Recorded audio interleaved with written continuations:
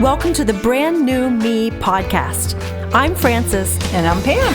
And we are two women passionate about helping others thrive in life, not just survive. In each episode, we're going to find creative ways to offer hope for your future through our own life experiences. So join us every week as we learn together that we really can be a brand new me.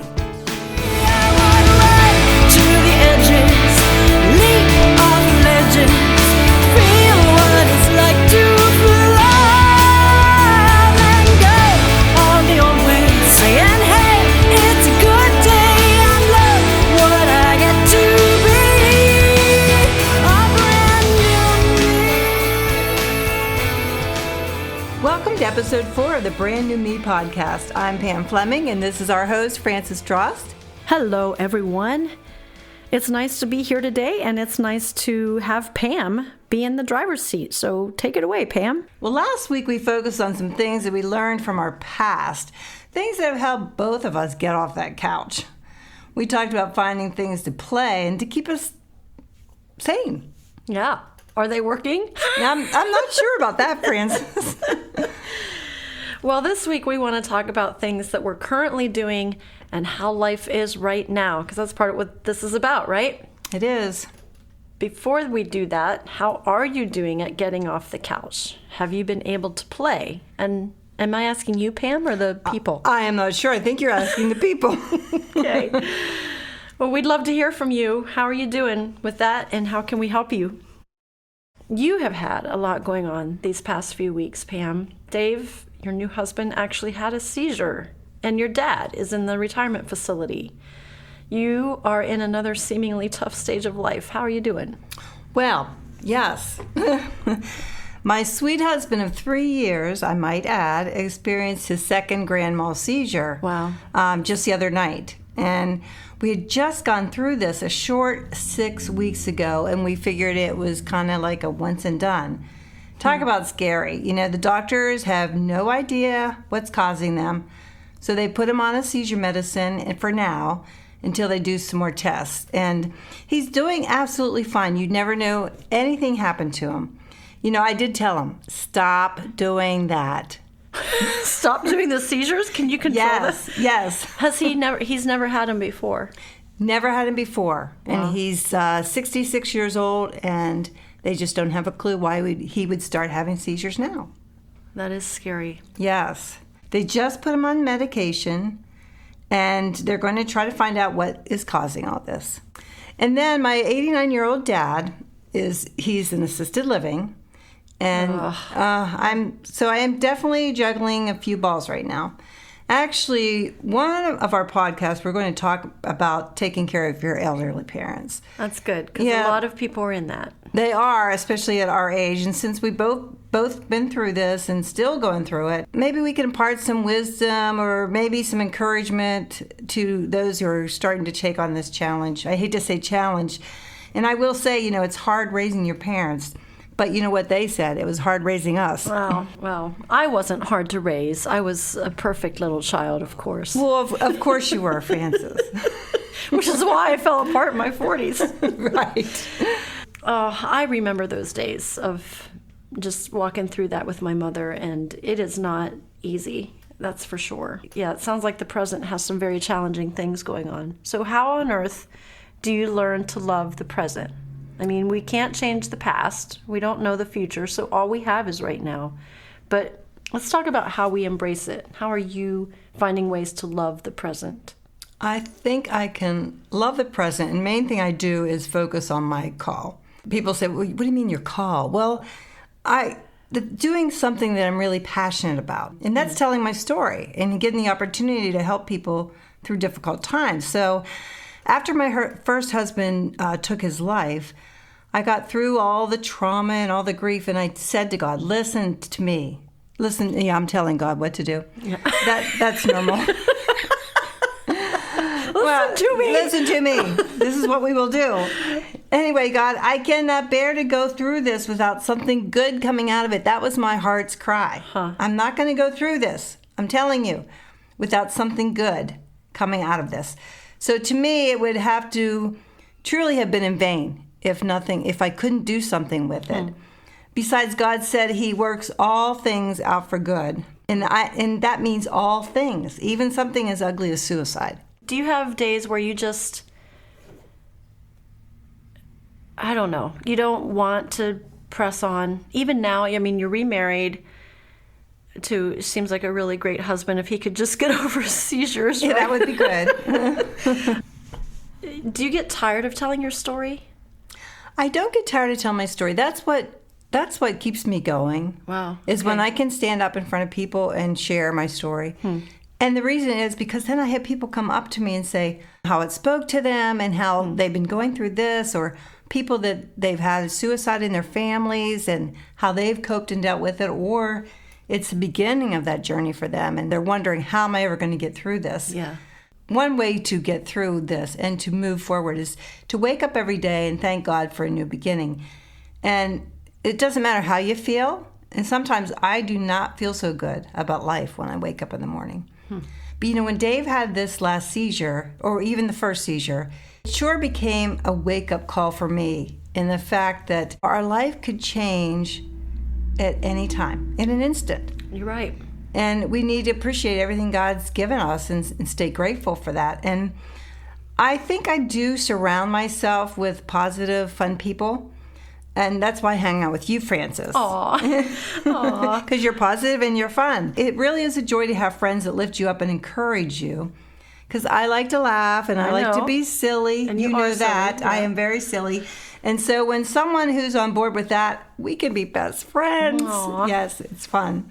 And it's not fun hanging out with negative people. And when you have to walk on eggshells every time you're around somebody, that can be very difficult and very straining on yourself. So we need to have friends who we can sometimes say and do the wrong things, but they still like us.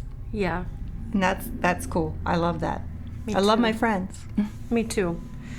How about you? What helps you love the present? Food. I know. The answer is always Guys. food, Pam. That's Let's awesome. just get that straight.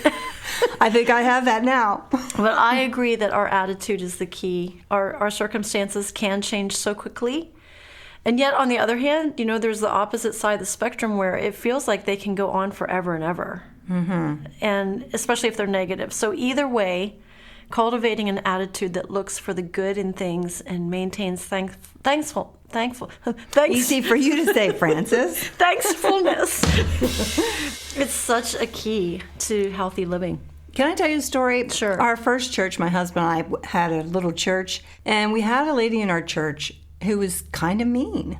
No, not inch. I know. How's that even possible? But she had these huge dimples. I mean, dimples to die for. Huh. And so I said to the Lord, how am I ever going to like this person? She drives me crazy, and she drives a lot of other people crazy. And when she smiled, she had these great dimples. And the Lord said to me, think of her when she's smiling.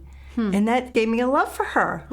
This is really cool. Here's this woman who's kind of mean, but when she smiles, she has this beautiful face and these gorgeous dimples. Wow, so you found something positive. I did. I'm trying to think of something positive about you that can help me remember.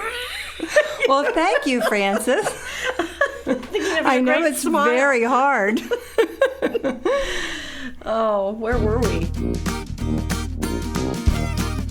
Every head bowed and every mind closed while we try to gather our thoughts. Yeah, there have been seasons when I've kept a gratitude journal just to get my attitude back on track. On a practical level, what was your question? Oh, what helps me love the present? Yes. Yeah, well, I enjoy my home and working in my little yard and riding motorcycles with Tom when we get the chance. Now, there can be times that I compare my home to someone else's and I start to feel down and wish I had a bigger home or a different home or whatever. And I just start saying, I love my home. And I do. I love being here. It's just that this isn't where we were going to end up forever. And here we are. We're still here. But I just find things specifically present in my life that I love right now. And so it's really practical. I love working on concert planning, writing blogs, planning this podcast is fun. So that's what I'm loving about being over 50. I feel like I'm finally starting to find my stride in what I want to do to help others. And there's nothing like finding out who you were created to be at each stage of your life and giving yourself to that. That's for sure. So enough about us. I guess let's wrap this thing up. It's a short one today. Do you have a piece of advice for loving the present, in addition to what you've already told us? Well, I think I'd say that we need to find a place of peace. You know, sometimes that's not that easy to do. No, I agree. Sitting outside with my dog and my husband beside me, with no noise, just peaceful morning and enjoying it. And that's what gives me peace. After Rick died, I searched for peace, and I found it through different things. I found it through getting massages, getting acupuncture, things that help take care of my body, because I was concerned. You know, I am a cancer survivor, so I was thinking, man, I don't want to end up with cancer again because of all the stress that I've been through. So practically, these are some of the things that I did. But yes, I love my puppy dog, and I love to just sit. And they do say there's a lot of therapy with an animal, and I totally believe that. Did you tell me that you got your dog Tucker? Is it Tucker? Yes, it's Tucker. After Rick died? I did. We had another dog, and she passed away about a year after he died. Oh, my. And so I went a whole year without a pet, and that was so freeing. Of course, I was doing all that dating, so I just needed the time. And so anyway, after a year, I was becoming very lonely, and I went out and got this little puppy who ate so many pieces of furniture. Oh my heavens, he was crazy.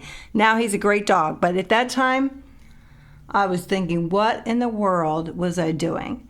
So yeah, I got my little Tucker. And but now you have a cat and a dog. Yes, I do, Frances. Do you love... Uh-oh. Is that not a good subject? Well, no. I got a cat. David had a cat, and I had a dog, and this poor cat lived in the basement for a whole year because Tucker chased him, and he was scared out of his wits.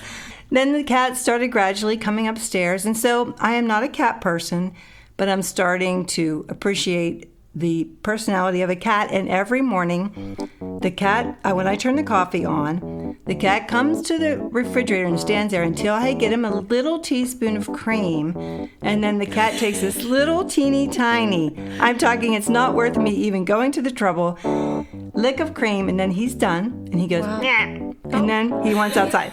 So that's my relationship with Stubbs, our cat, right now. Stubbs? Yes. I want a cat. We're working through that right now. We've had cats all our married lives, and we had to part with two of them.